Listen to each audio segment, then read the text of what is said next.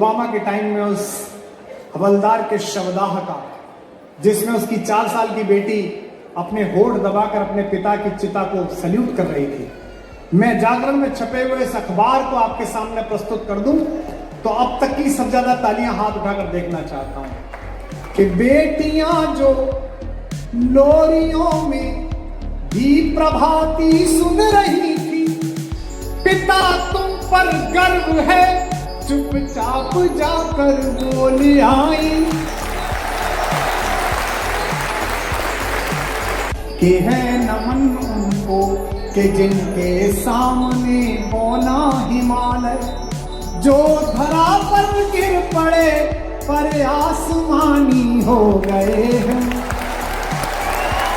है नमन उनको कि जिनके सामने बोना हिमालय।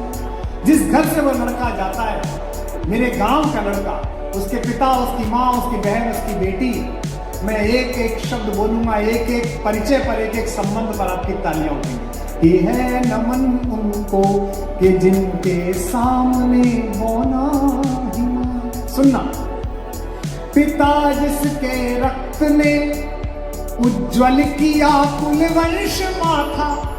मेरे नौजवानों, बताना इस मीडिया को दिल्ली तक जाने वाले कि तुम आनंद पर भी दाद देते हो और देश की बात आए तो उस पर भी तुम्हारा स्वर उठता है, तुम्हारी तालियां उठती हैं। सुनना कि पिता जिसके रक्त ने उज्ज्वल किया कुलवंश माथा, माँ वही जो दूध से इस देश की रज तोल आई। कैप्टन शुभम गुप्ता, जिन्होंने अभी आतंकवादियों से लोहा लेते हुए अपना बलिदान दिया। आगरा के बच्चे भी होंगे यहां।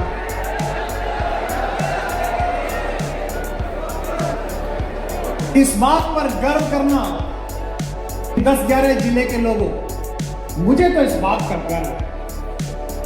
आप बताएंगे मुझे अपने तातिया से दांत से कि आपको कितना गर्व।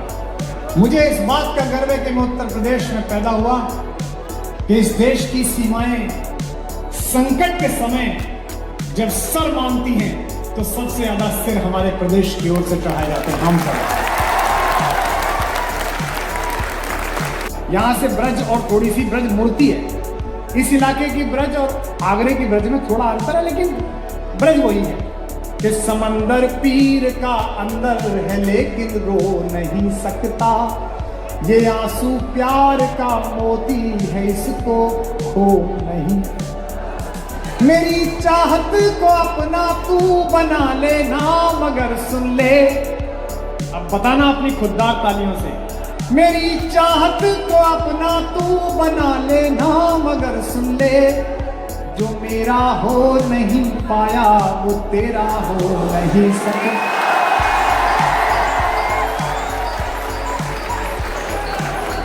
भगत सिंह हिंदुस्तान वाले पे गीत नहीं पढ़ रहा, मैं उस पर पढ़ रहा हूं जिसने रावी के किनारे तुम्हारी और मेरी साझा आजादी के लिए जंग लड़ी थी।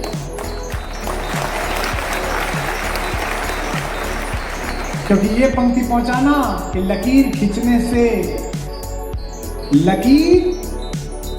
से रिश्ते नहीं बदला करते, जगह बदलने से पुरखे नहीं बदला करते। अब जरा इस नए भारत के स्वाभिमान को उठाइए जो एपीजे अब्दुल कलाम के द्वारा दी हुई मिसाइली ताकतों से भी बड़ा है।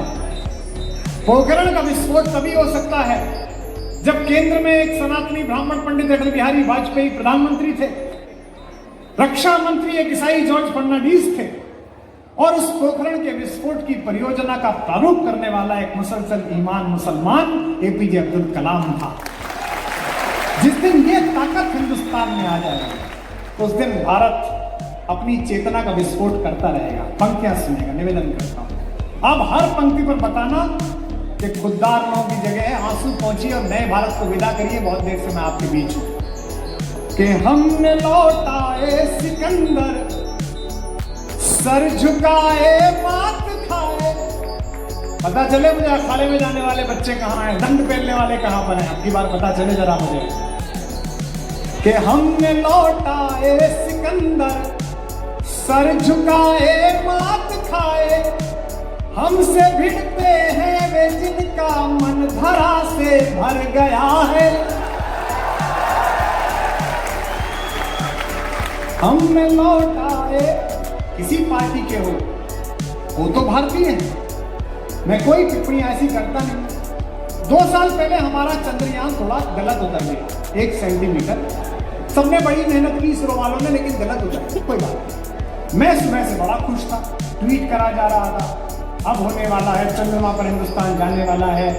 दिनकर जी की पंक्तियां, स्वर्ग के सम्राट को जाकर खबर कर दो, रोज ही आकाश चढ़ते आ रहे हैं हम, रोकिए जैसे बने हिंद वालों को, स्वर्ग की ही ओर बढ़ते आ रहे हैं। बड़ा खुश था। अब 10 मिलियन लोग हैं मेरे ट्विटर पर, 1 करोड़ लोग फॉलो करते हैं दुनिया भर के। शाम को थोड़ा गलत उतर गया तो मैं भी मायूस था। तो पड़ोसी देश में टेक्नोलॉजी मिनिस्टर थे फवाद साहब, टेक्नोलॉजी वहां नहीं है पर मिनिस्टर है। तो उन्होंने मेरे ट्वीट के ऊपर एक बदतमीजी लिख दी, जो कि उन्हें नहीं लिखनी चाहिए। उन्होंने मुझे रोमन में लिखा, और भाई शायर आजम उतर गया चांद पे जहाज। अब अगर वो मेरी बेइज्जती करें तो मैं सुन भी लूं, लेकिन मुल्क की बेइज्जती करें, ये तो हमने राजनीति में जाके सीखा है कि उसूल पर बात आए तो अपने आप के खिलाफ बोलो, और मुल्क पे बात आए तो अपने बाप के खिलाफ। तो उसने लिख दिया, और भाई शायर आजम उतर गया चांद पे जहाज। मैंने 2 सेकंड में ऐसा उत्तर दिया कि ब्लॉक करके भाग गया। मैंने कहा तू तो चुप ही रहे, क्योंकि चांद पे झंडा होना और झंडे पे चांद होने में औकात का अंतर होता है। तो हमने लौटाए सिकंदर, हंसते मुस्कुराते तालियों में विदा करना मुझे, कि हमने लौटाए सिकंदर, सर झुकाए मात खाए, हमसे भिड़ते हैं वे जिनका मन धरा से भर गया है। पुलवामा के टाइम जब दोनों देशों में तनाव हुआ तो पाकिस्तान की एक विदेश मंत्री है, माशाल्लाह बड़ी खूबसूरत है वो, इसमें है कि क्या जरूरत है, सुंदर है तो है। अब गुलाब का फूल तो अगर गुप्ता जी के बाग में भी खिला तो कहना चाहिए कि बहुत अच्छा फूल खिला। अब उधर खिल गया तो हम क्या करें? तो अब तो वो तो तभी सुलह हो सकती है जब कभी हमारे कोई ऐसा नेता विदेश मंत्री बने जो कार्यक्रम पूरा सही करके आए। मैं तो प्रोफेसर साहब से कह रहा हूँ, अपनी बार कोई आगे कभी गठबंधन की सरकार आ जाए तो शशि थरूर जी को सौंपो ये काम, वही अच्छा है।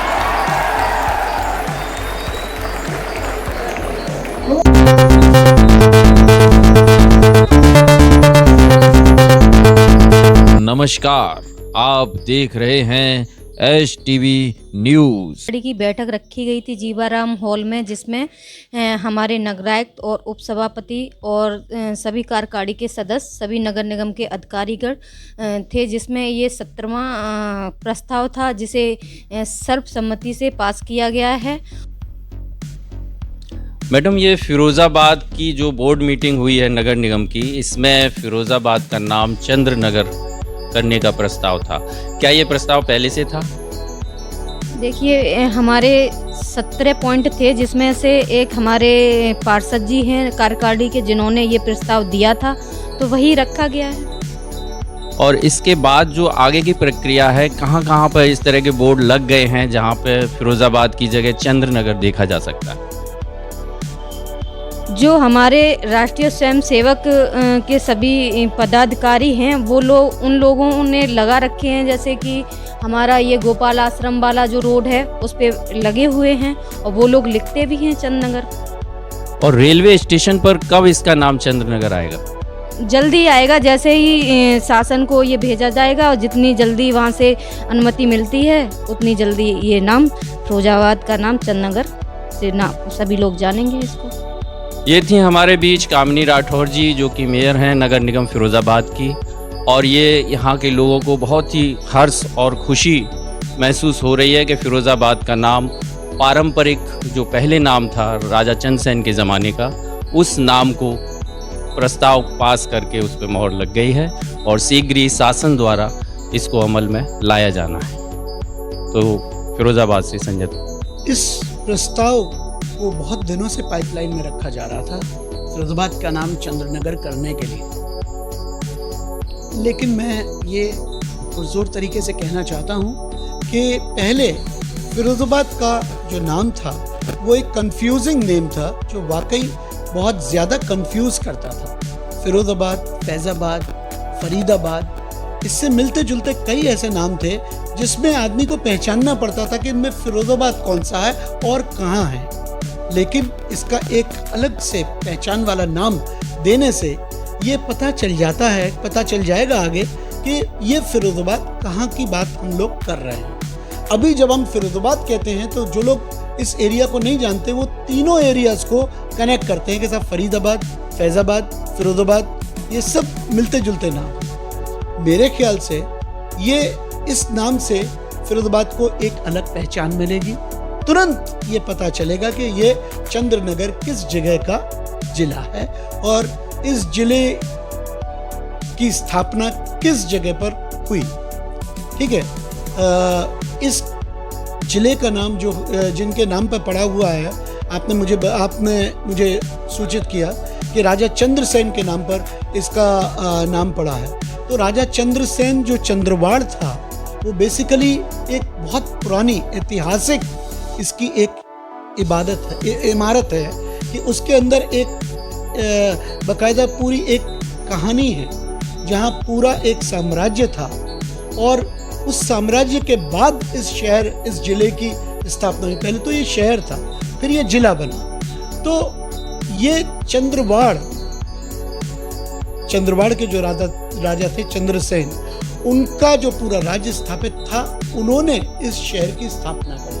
उसके बाद इसका नाम फिरोज़ाबाद कर दिया गया, लेकिन फिरोज़ाबाद करने के बाद कन्फ्यूजन की स्टेट बाकायदा वहीं पर बनी रही। लेकिन चंद्रनगर के नाम से इसका नाम करने से वाकई चंद्रमा जैसी छटा इसमें से बिखरेगी और चंद्रनगर के नाम से मैं सोचता हूँ कि आगे चल के इस जिले का नाम चंद्रनगर करने से इस जिले को एक अलग मुकाम मिल सकेगा।